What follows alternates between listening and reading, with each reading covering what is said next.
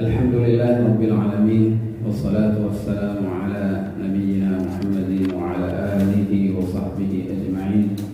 Rabbi shrah li sadri wa yassir li amri wa hlul 'uqdatam min lisani yafqahu qawli.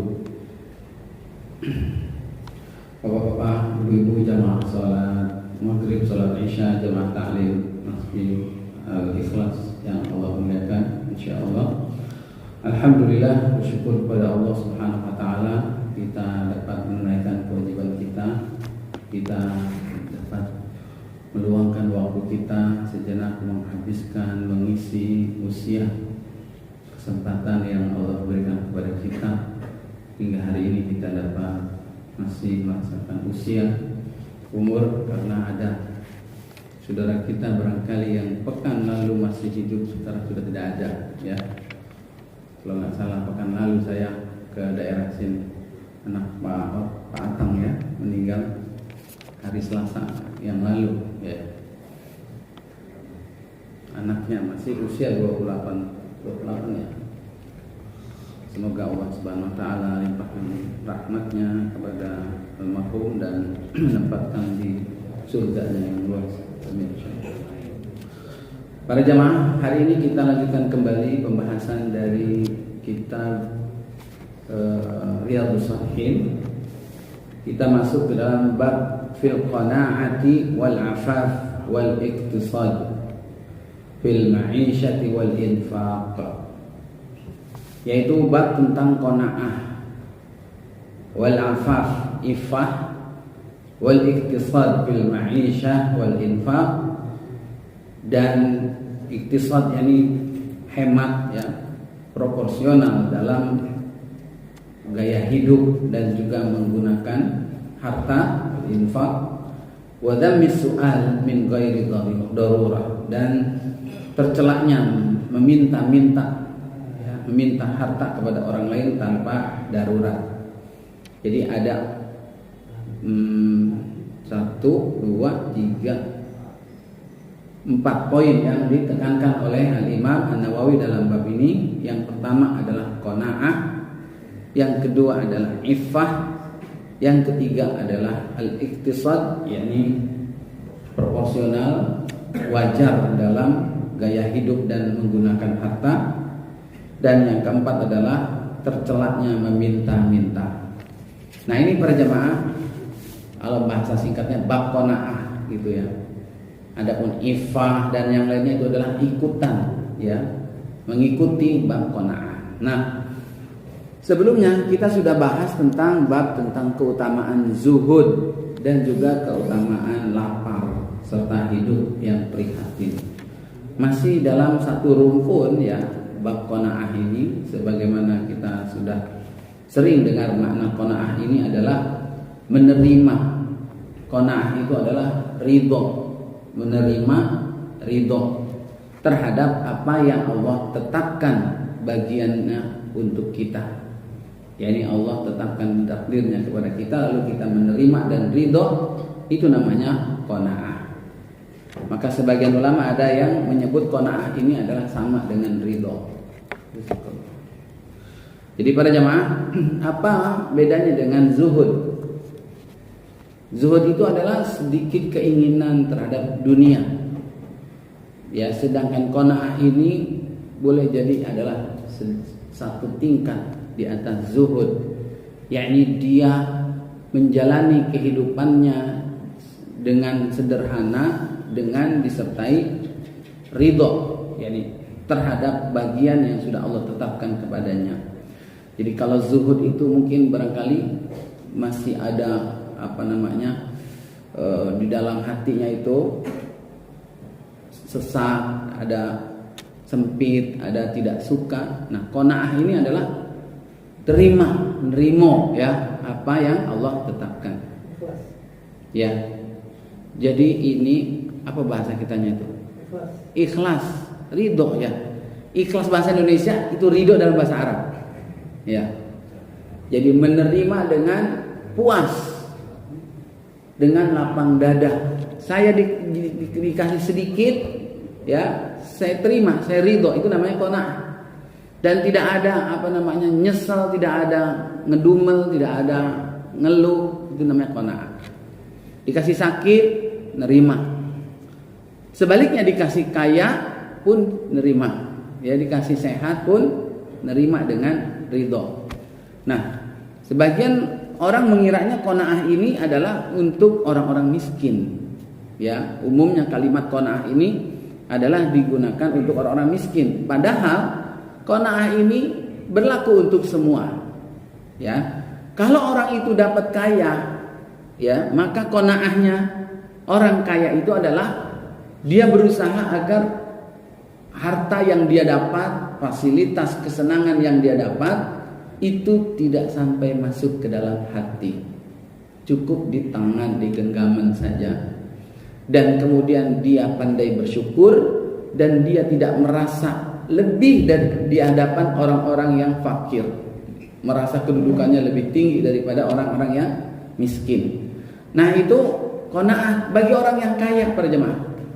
Sedangkan qanaah bagi orang yang miskin, yaitu adalah tetap dia taat kepada Allah, dia ridho, dia tidak rakus, tidak iri, tidak hasad kepada saudaranya yang dapat bagian yang lebih. Nah, ini qanaah, para jemaah sekalian. Mana yang lebih susah? Qanaahnya orang miskin atau qanaahnya orang kaya? Dua-duanya susah. Masing-masing sesuai dengan ujiannya. Ya, buat orang kaya ya susah buat dia ujiannya untuk tidak merasa sombong, tidak lupa dengan Allah gara-gara mikirin uangnya, hartanya. Buat dia susah. Begitu juga dengan orang miskin.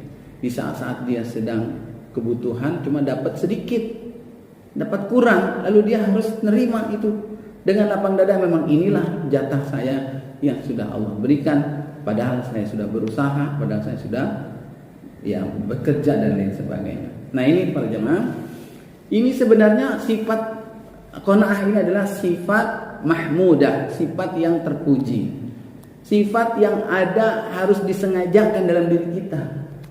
Kenapa? Karena diri kita ini, manusia ini cenderung inginnya itu adalah mendapatkan bagian yang lebih. Meskipun udah dapat cukup, tapi pengennya lebih. Bahkan kalau udah lebih, pengennya lebih lagi. Itu yang digambarkan oleh Nabi SAW. Kalau seandainya anak cucu Adam ini memiliki satu lembah emas, maka dia pengen yang kedua. Kalau dia sudah punya 2 lembah emas, dia pengen yang ketiga. Nah, ini cenderungnya diri kita ini kalau nggak dikontrol, nggak direm, maka tabiatnya begitu. Ya, sebagaimana disebutkan juga dalam Al-Quran di dalam ayat innal insana khuliqa halu'a. Manusia itu diciptakan berkeluh kesah, serba salah. Idza massahu syarru jazua. Kalau dia itu ditimpa kesulitan, ngeluh. Kenapa? Udah capek-capek, dapat sedikit juga, masih kurang. Nah, itu mengeluh. Tapi wa idza massahul khairu manu'a. Kalau dia ditimpa kebaikan, maka dia jadi orang pelit. Itu wataknya, enggak pakai disengajain, pasti ada. Itu aslinya manusia, cetakannya, settingannya itu dari sononya begitu. Maka qanaah ini adalah sebuah usaha atau sebuah upaya untuk menetralkan, menstabilkan. Bagaimana ketika dia dapat miskin, jangan mengeluh. Begitu dia dapat kaya, jangan pelit. Itu qanaah. Maka ini adalah sifat yang harus kita upayakan. Gak akan ada hadir dengan sendirinya kecuali kalau kita sengajakan. Nah, sifat ini akan bisa kita miliki. Bagaimana caranya? Al-Imam An-Nawawi rahimahullahu ta'ala dalam bab ini mencantumkan beberapa ayat untuk ilmu buat kita, untuk suplemen, untuk penguat supaya kita ini bisa memiliki sifat qanaah. Dan qanaah inilah sebenarnya sadar atau tidak sadar para jamaah yang menjadi penyebab di masyarakat kita selama ini ada orang berseteru, ada orang bersikap curang, ada orang berantem, ada orang berperang, ada orang saling cakar-cakaran, iri, putus silaturahim. Ini penyebabnya adalah karena tidak qanaah. tidak memiliki sifat qanaah. Nah ini para jemaah, ayat yang pertama dicantumkan oleh Al-Imam An-Nawawi rahimahullahu taala adalah Al-Qur'an surat Hud ayat 6. A'udzu billahi minasyaitonir rajim. Wa ma min dabbatin fil ardi illa 'alallahi rizquha.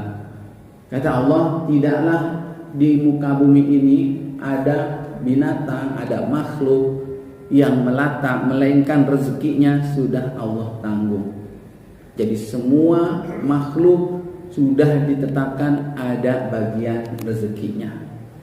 Ya ini di antara ayat ini, di antara 4 ayat yang disebutkan menjadi berkesan buat seseorang, ya itu sahabat begitu baca ayat ini, salah satunya adalah membuat dia tenang terhadap bagian rezekinya.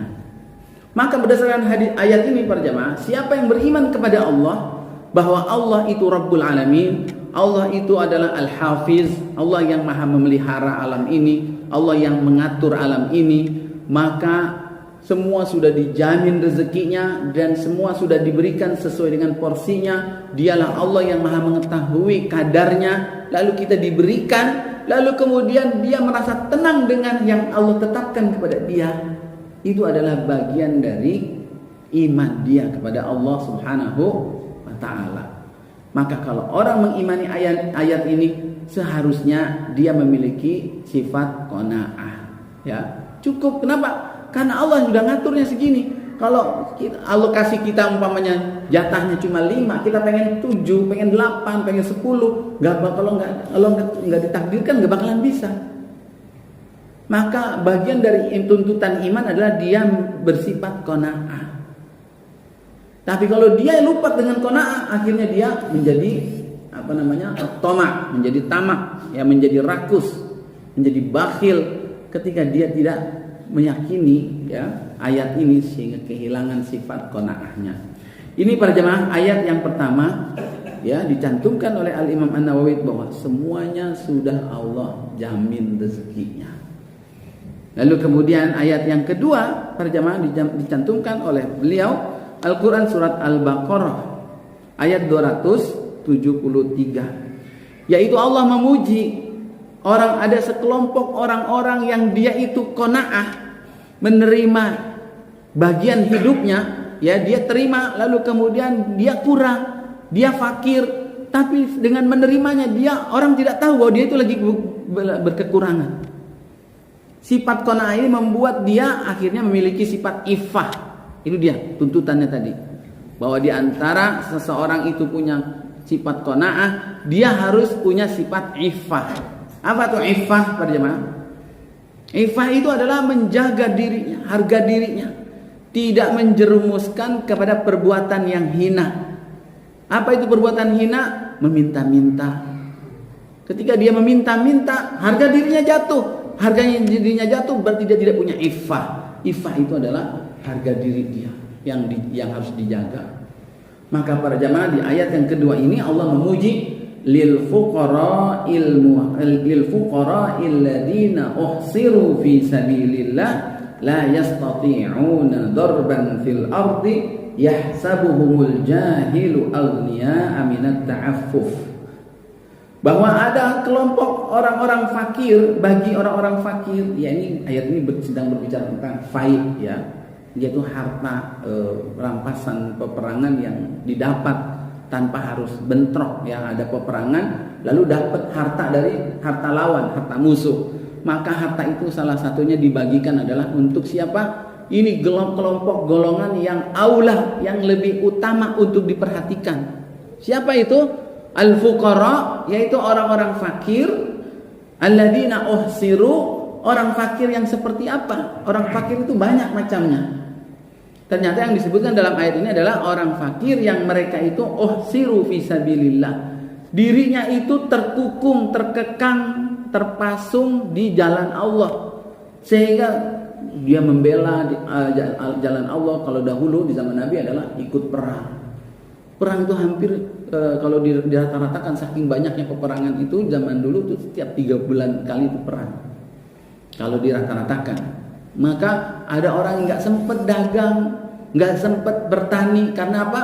Menjaga agama Allah Subhanahu wa taala. Ada musuh, dia ikut membela. Ada musuh menyerang, dia ikut peperangan sana. Maka ini diceritakan, mereka disebut oleh Allah sebagai orang-orang fakir. Tapi fakirnya bukan karena bangkrut, karena nggak kerja, karena nggak punya usaha, tapi dia karena siru fisabilillah, karena dirinya itu terkukung ikut membela agama Allah. Kalau zaman sekarang nggak ada perang, berarti siru fisabilillahnya sebagian ada yang mengartikan mereka para pelajar, mereka para mahasiswa, para orang-orang yang menjalankan tugas berdakwah. Sehingga harusnya mereka ada di pasar, mereka harusnya ada bekerja, tapi mereka menuntut ilmu, mereka berdakwah ke sana kemari. Maka itu adalah uhsiru fisabilillah. La yastati'una darban. Mereka tidak sempat itu mencari nafkah. Ya, berpergian fil ardi, di muka bumi ini. Ya, terus kemudian orang-orang mengira yahsabuhumul jahilu agniya, bahwa orang-orang ini adalah orang-orang cukup, orang-orang kaya. Kenapa? Karena mereka menjaga iffah, mereka menjaga harga diri mereka. Gara-gara mereka tidak minta-minta, orang-orang mengiranya dia sudah cukup. Ya, ta'rifuhum bisimahum la yas'aluna an-nasa ilhafa. Kamu lihat ciri-ciri mereka adalah mereka berkekurangan, tapi mereka tidak minta-minta kepada orang lain. Nah, keberadaan mereka ini boleh jadi tidak diketahui oleh sebagian orang. Karena orang, kata Allah dalam ayat ini, mengiranya dia orang kaya. Karena sekarang, karena banyak kita ngiranya kalau orang itu udah lemes-lemesin badannya, pasang muka yang melas, kusut bengong, itu baru kelihatan lagi susah nih orang nih, ya kan? Sengaja tuh lagi ngapain lu? Biasa akhir bulan, udah mukanya udah tekuk aja. Tapi kalau orang itu miskin, serba kekurangan, orang nggak kelihatan di wajahnya, itu yang top, itu yang qanaah. Jangan sampai orang tahu dompet saya kosong, itu karena isinya di ATM semua. Jadi para jamaah sekalian, nggak ketahuan. Justru kalau orang minta-minta itu, dalam hadis nanti disebutkan dalam bab ini, bukanlah orang miskin itu yang suka minta-minta. Orang miskin itu yang menjaga dirinya. Tapi kadang-kadang orang-orang sekitarnya kadang-kadang kurang peka juga para jamaah. Udah dia kagak minta-minta, kagak ada yang ngasih juga. Akhirnya dia teriak-teriak, kagak sabaran. Akhirnya, baru nanti ada batasan kapan orang itu boleh minta-minta. Pada dasarnya tidak boleh meminta, kecuali ada 3 kelompok yang diperbolehkan untuk meminta. Gitu ya. Nah, ini ayat yang kedua dicantumkan oleh Imam An-Nawawi adalah surat Al-Baqarah ayat 273. Ternyata tentang keutamaan orang yang menjaga iffah, mereka itu adalah orang yang qanaah. Ya, jadi para jamaah, kalau orang miskin enggak kelihatan miskinnya, dengan orang kaya enggak kelihatan kayanya. Biasa aja orang kaya tapi dia enggak kelihatan kayanya. Mendingan mana, Pak? Mendingan orang kaya enggak kelihatan kayanya ya. Tapi susah nyembunyiinnya orang kaya. Enggak kelihatan kayanya. Kenapa? Mukanya senang, ya badannya gemuk, orang makannya cukup. Kalau orang miskin ya paling ya ini ada, memang ada tuntutannya. Orang yang kaya nggak perlu nyohor-nyohorin dia jadi orang kaya.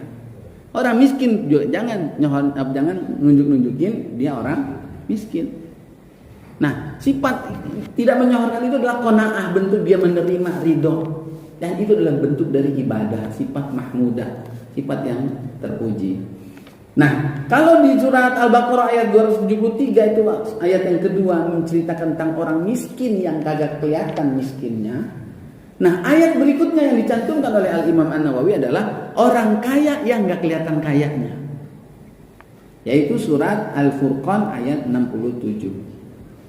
Walladzina idza anfaqu lam yusrifu wa lam yaqturu wa kana baina dzalika qawama.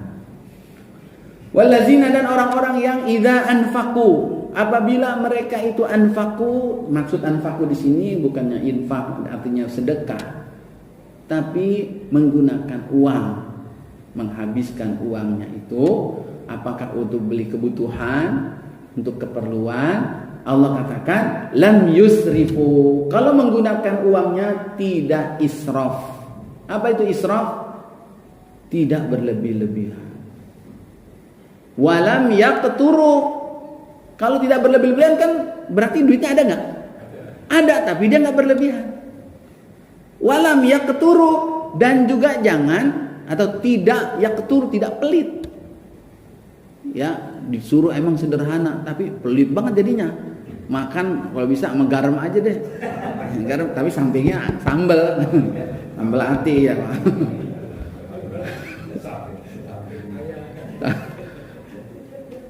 Jadi saking nggak boleh berlebihan, israf, nggak boleh juga nunjukin udah tahu kaya, nunjukin miskin juga nggak. Sedang aja, wakana baina zalika qawama. Jadi orang kaya yang tidak menunjukkan kekayaannya. Nah itu yang saya maksud, bahwa ternyata qanaah itu pun berlaku buat orang kaya. Dan buat mereka itu adalah kayanya itu tadi, jangan sampai dia akannya itu masuk ke dalam hatinya, menjadikan dia akhirnya hamba bagi harta dia. Seakan-akan ya dihabiskan waktunya untuk ngurusin, mikirin hartanya terus. Nah ini para jamaah. Jadi ini tentang qanaah ya. Kan ada orang yang ada uangnya ada, kalau menggunakan menggunakan barang sebenarnya yang kualitas umpamanya 7 sudah cukup, 8 sudah cukup, dia maunya yang 20 maunya. Kenapa? Kalau emang orang duitnya ada, jangan juga sampai kelebihan. Kalau memang sudah kadarnya, sudah cukup, ya cukup gitu. Dan yang ayat yang keempat para jemaah dicantumkan oleh Al-Imam An-Nawawi, ini adalah mengingatkan kita, mau kaya kek, mau miskin kek, fokusnya adalah untuk beribadah. Wa ma khalaqtul jinna wal insa illa liya'budun. Tidaklah aku menciptakan jin dan manusia melainkan agar mereka beribadah, menyembah kepadaku. Ma uridu minhum mir rizqin. Ini jangan sampai sama seperti makhluk, Pak. Raja-raja itu punya anak buah, punya ajudan, punya kaki tangan. Ya, mereka ditaati raja itu, tapi raja itu butuh terhadap bawahannya, terhadap rakyatnya. Rakyatnya disuruh bayar upeti, rakyatnya disuruh nyetor uang keamanan dan lain sebagainya. Tapi Allah menciptakan kita, tujuannya adalah supaya kita menyembah Allah, mentauhidkannya. Dan Allah katakan, aku tidak mengkehendaki dari mereka, yakni manusia dan jin, itu rezeki. Yaitu mereka nggak perlu nyetor, nggak perlu bayar uang upeti, karena Allah nggak butuh sama uang kita. Allah nggak butuh dengan makhluknya. Kalaupun berinfak, kita diperintahkan untuk berinfak itu sebenarnya untuk berbagi kepada sesama, bukan buat Allah Subhanahu wa taala.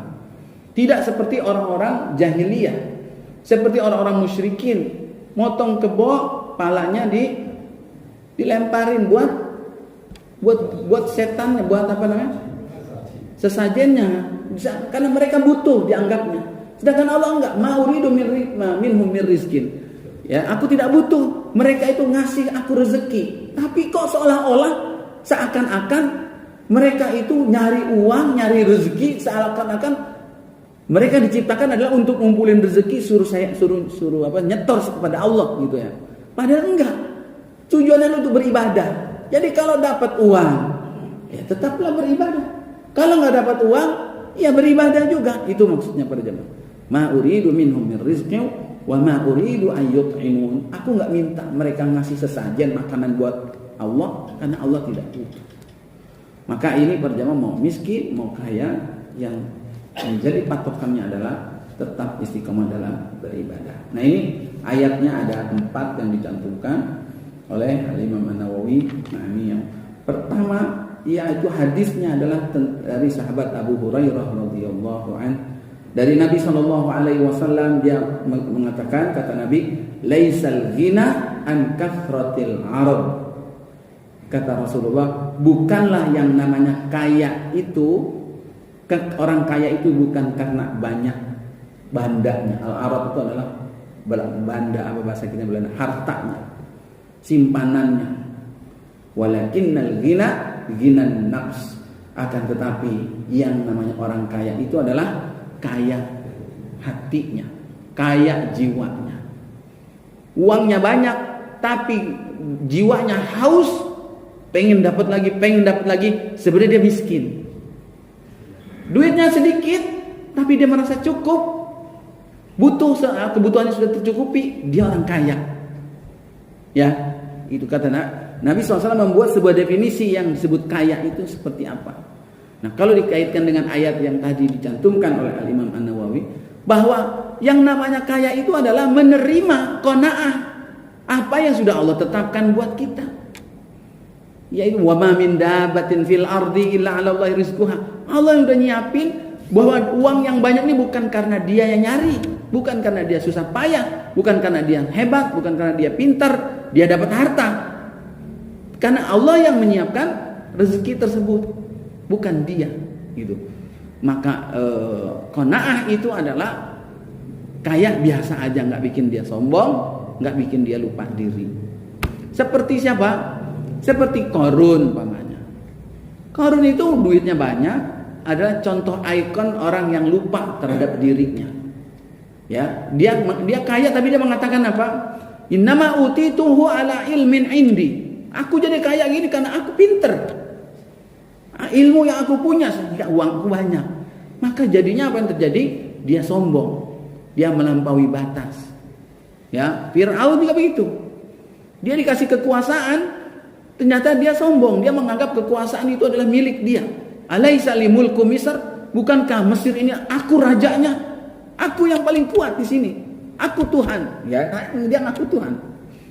Dia ada ikon-ikon orang yang punya harta, orang yang punya kekuasaan tapi lupa.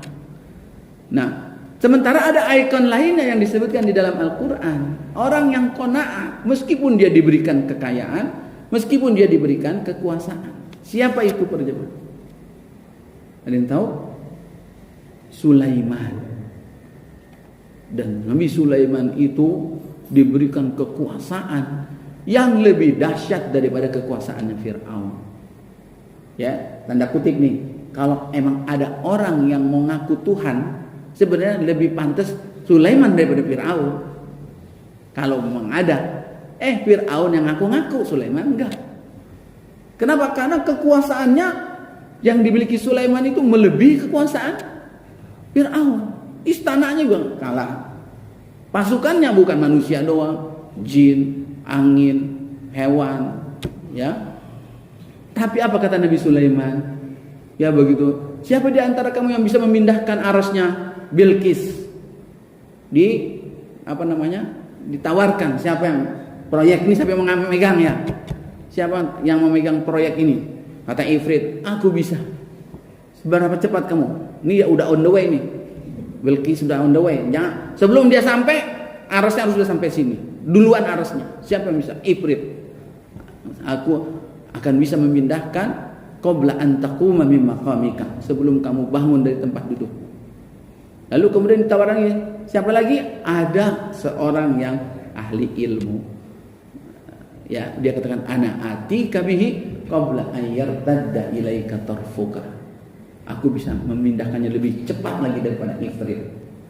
Itu sebelum matamu terkedip.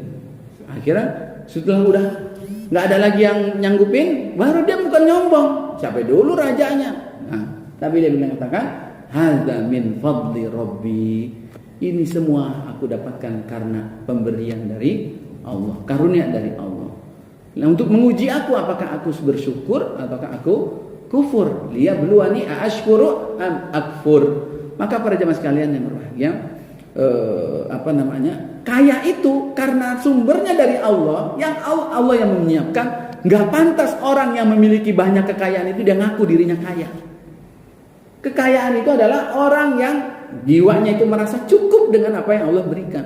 meskipun duitnya banyak, ya.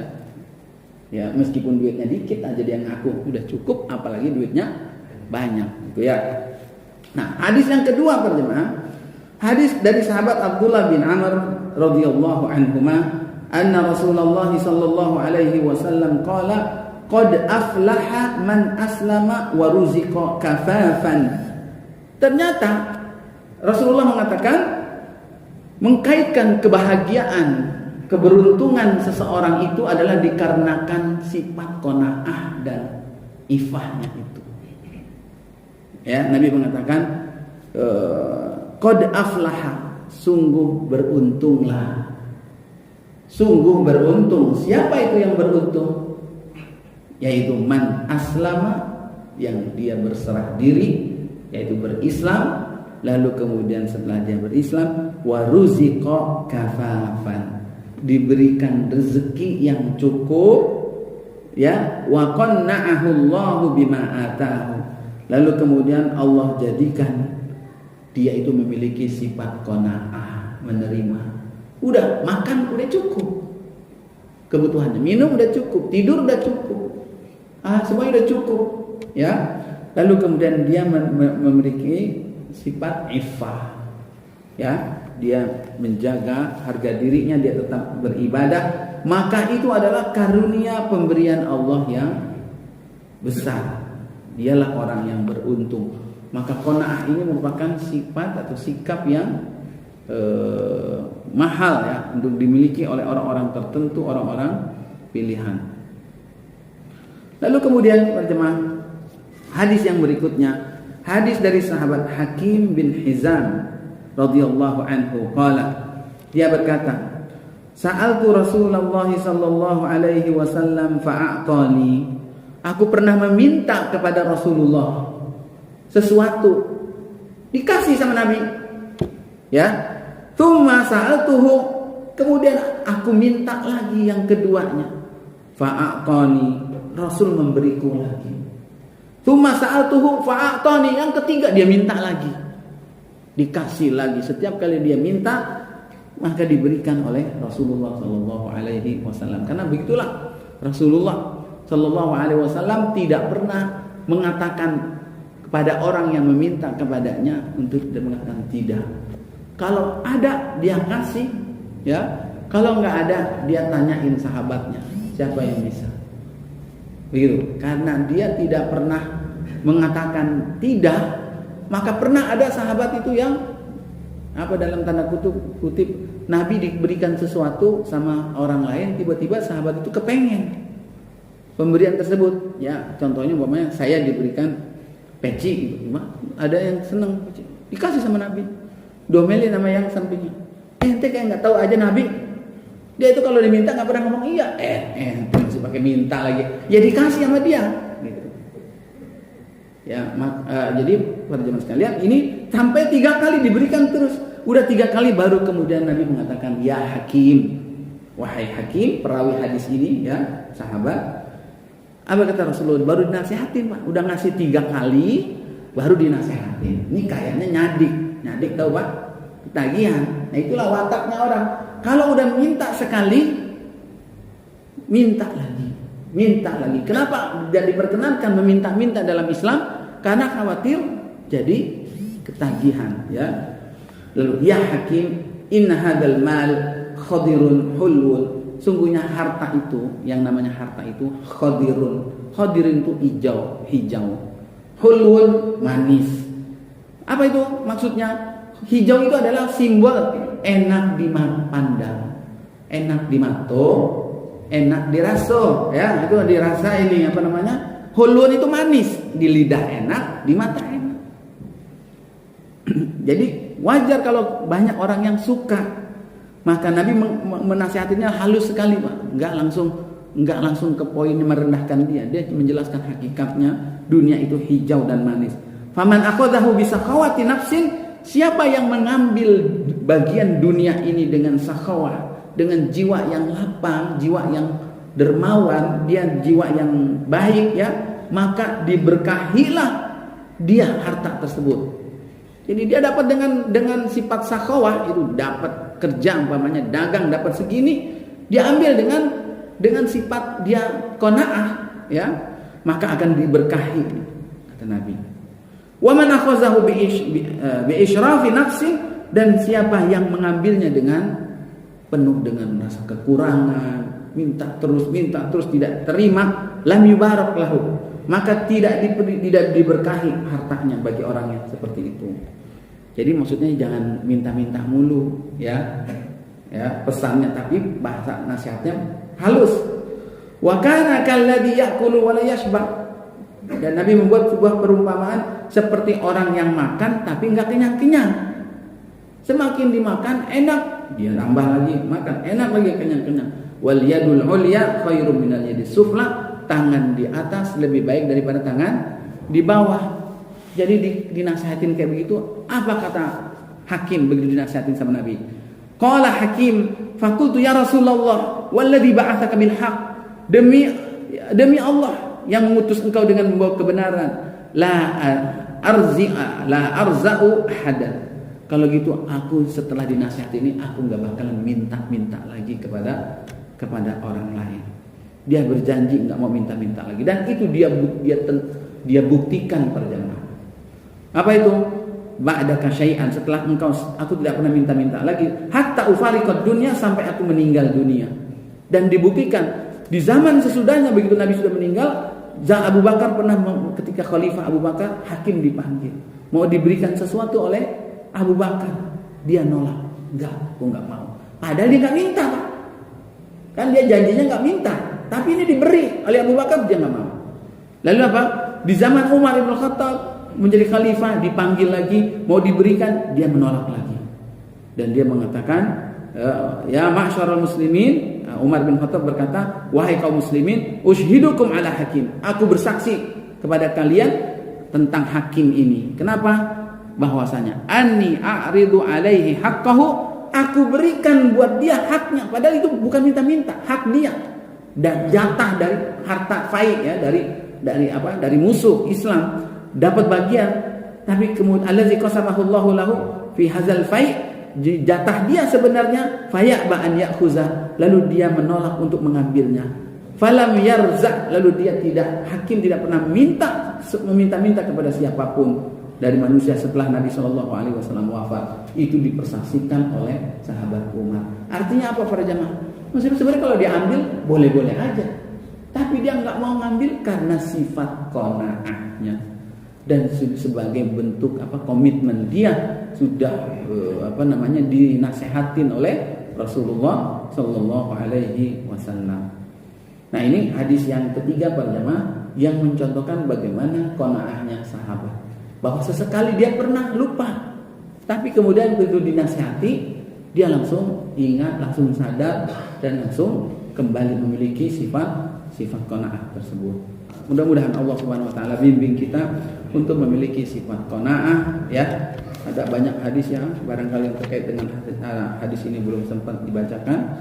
Mudah-mudahan di lain waktu barangkali bisa kita bahas, karena ada beberapa juga yang penting untuk kita bahas, ya. Kita cukupkan sampai di sini. Aqulu qouli hadza wa astaghfirullahal azim li wa lakum.